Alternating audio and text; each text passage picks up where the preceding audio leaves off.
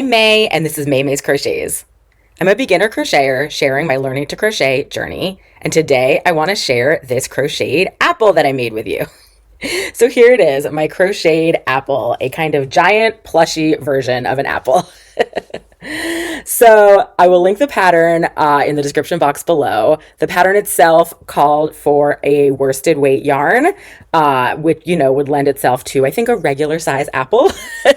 But I really wanted to do a plushy version. I used Premier Basix Chenille Brights yarn for this, which I think is maybe my favorite yarn right now. I've been exploring kind of doing plushy versions of things with larger, chunkier yarns, and I've really been enjoying working with the Premier Basix Chenille Brights. And so I went with that for this apple as well. I knew it would be big. I knew, the worsted weight yarn would end up as sort of a regular size apple, and then if I'd use the chunky yarn, it would end up large. I have to say it's a little bit even larger than I might have expected, but it's kind of fun. It's kind of fun to make these sort of giant versions of things, even though this is a very large apple, but it's so soft and huggable, and I didn't want to mess around with modifying the pattern kind of on my first go of it. Maybe I would think about doing that in the future. But so yeah, I made the pattern exactly as everything specified. Again, I will link the pattern in the description box below, but we can kind of talk through it a little bit. It starts off from the top of the apple, which I got a little confused about as I was going. But you make these sort of pretty small, I guess, rounds at the top. And, at the beginning, they kind of stick out. You're making them just regular, kind of going down, and you have this giant thing sticking out, but it's kind of skinny. And then it pretty quickly gets, much wider because you get just kind of this wide part of the apple. And I didn't understand at first. I think I thought I was making the bottom, actually. And I knew, that's going to push in at some point. But I wasn't really thinking about it. And only once I kind of got partway through and really looked at the pattern in more detail, I realized, this is the top. And the top has this sort of, these smaller rounds that are going to poke in, and they're going to make that sort of concave, is that the right word, part of the apple where it sticks in and then the stem comes out of that. So that kind of made sense. I just was kind of blindly following the pattern and not thinking too hard about it.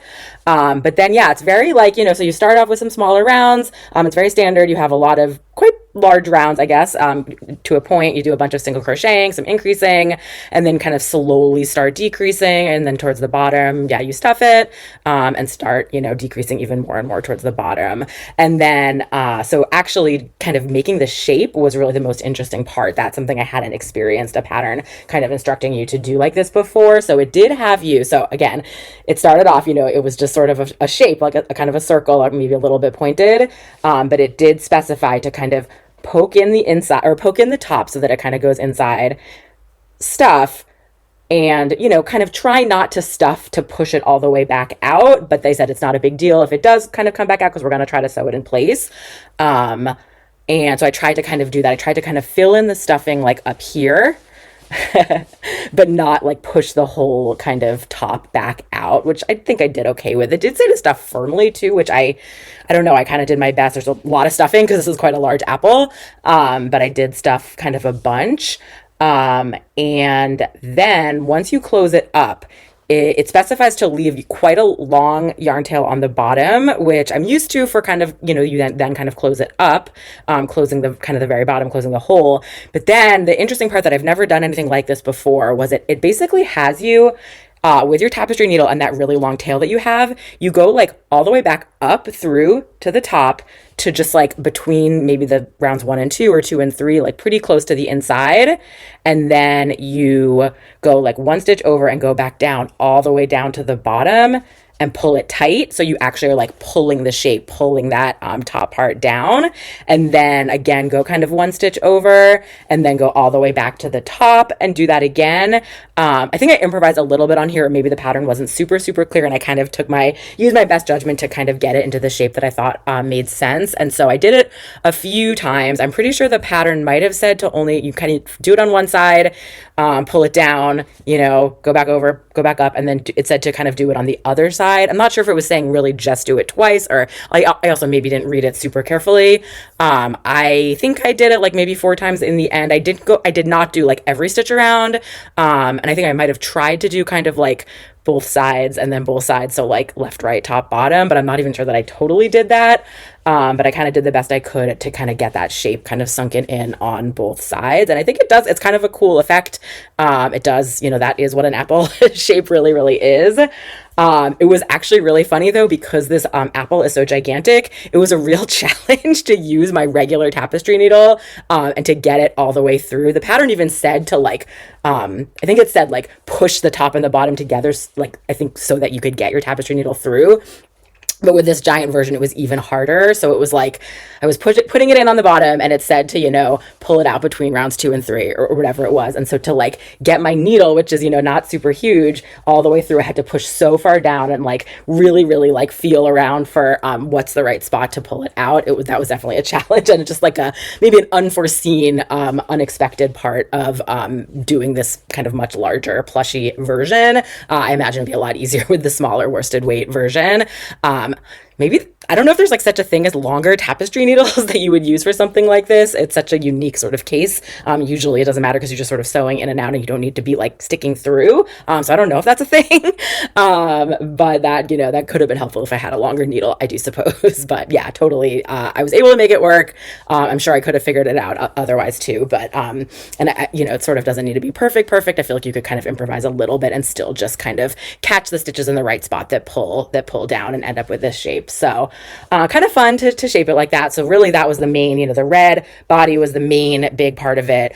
I did have a thought that like, I don't know if I stuffed it too much, but the top is a little bit wider than the bottom, but I feel like not a ton. And I almost wish it was just a little bit more like slanted, like that the top was a little bit bigger than the bottom. I'm pushing it in right now, kind of making it more of the shape. And maybe I could, like, if I sort of restuff, like, I don't know if can I push the stuffing in now that I've stuffed it and kind of reshape it a little bit.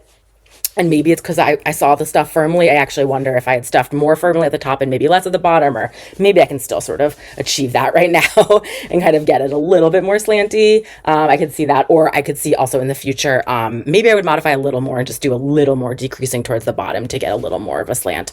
I could see that being a thing just to get a little bit more of that apple shape and not so sort of boxy, although I don't know. I guess that's pretty good. But that was the body of the apple, which was the bulk of it. And then we can talk very quickly about these extra 2 pieces, the stem and the leaf. And so the stem was fairly straightforward, just a number of kind of smaller rounds, you know, one that's a little bit bigger and then decreasing a little bit to have the thin part of the stem. And so that was pretty standard. And then you do sew it on right in the middle. Again, it was kind of a challenge to kind of get down in there. I'm used to kind of sewing pieces onto the outer part, and it was just a little tricky to kind of get all the way into that concave part. But definitely doable. And that was fine. They did say not to stuff the stem, which I think is fine. You know, it kind of keeps its shape anyway, but I could see stuffing it a little bit, especially this plushie version, bigger. There's just like a little more space, I guess. So I could see possibly stuffing it just a little bit. And when you kind of hold it like that, it really does squeeze in. So I could see stuffing a little, at least at the end, to kind of get that shape.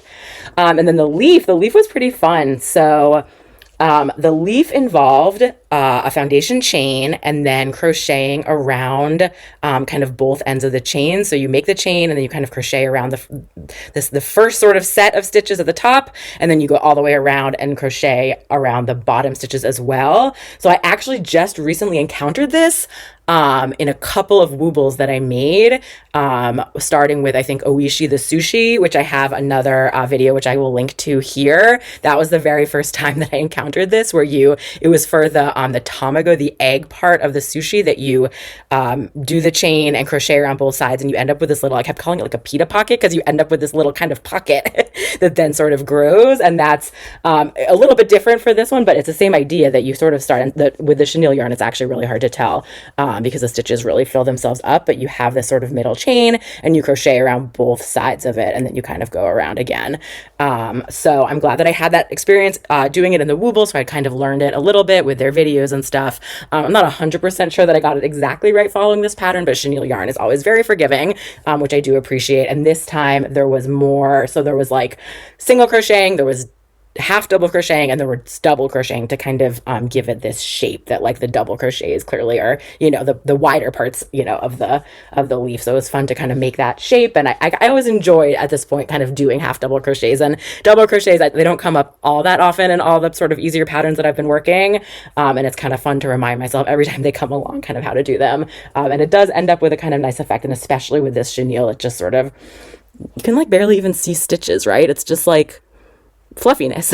So I don't know, it's certainly a look, and so you end up with this very plush version that has sort of a very unique look with this chenille yarn. And so yeah, this is how it came out. I've actually been thinking a lot lately about, I think I may shift to trying to do some more things like with worsted weight yarn. Maybe I'll even redo this exact same pattern with worsted weight yarn just to see how it comes out. Like looking at the picture, it's fun to see because it's so like the stitches are so defined. It's such a different look. Like the apple, you can really see kind of the stitches, and then something like the leaf, you can really see like the single crochets and the double crochets, and it really, like the edges, you can really see the stitches, and it's just a very different look. But I'm thinking that I may just want to kind of experiment with that for a while and maybe switch gears. I've been doing a bunch of sort of plushie versions, and I've been loving my Premier Basics Chenille Brights, and it's so soft, it's so pleasant like in my hands to work with. I always find myself like, if I go a little bit without crocheting with it, I find myself like wanting it, like feeling that feeling in my body that I'm like, I want to touch the soft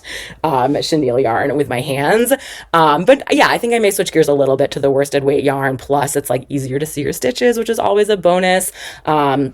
Something like the leaf here, I really wasn't 100% sure if I kind of was in the right spot, and like you're crocheting into the like the front and the back sort of loops of the chain, and it's just real, it's hard to tell. But in the end it doesn't matter super much, because especially because chenille yarn is so forgiving.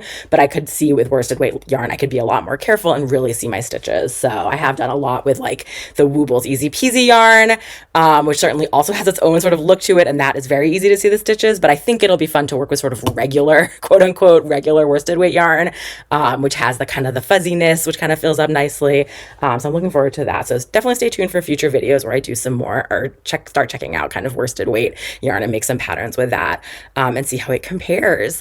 But yeah, this was a really fun pattern. I think that an apple is a fun thing to do for like maybe back to school. It could be a gift for a teacher for back to school or end of year or holidays or something like that. And it's also fun because I could imagine making a bunch of different apples in different colors. Like you think of apples being red, but also yellow and green, and maybe even like different shades of red or different shades of green.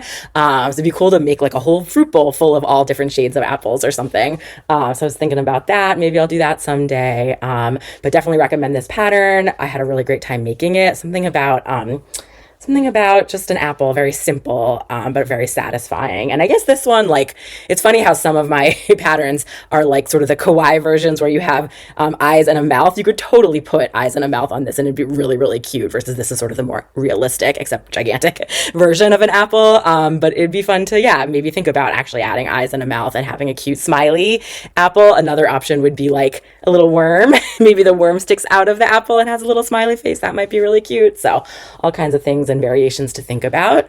But here's just my sort of simple version, plushie version of this big giant apple. So I think that's it for today. Thank you so much for keeping me company, and I'll see you next time. Bye.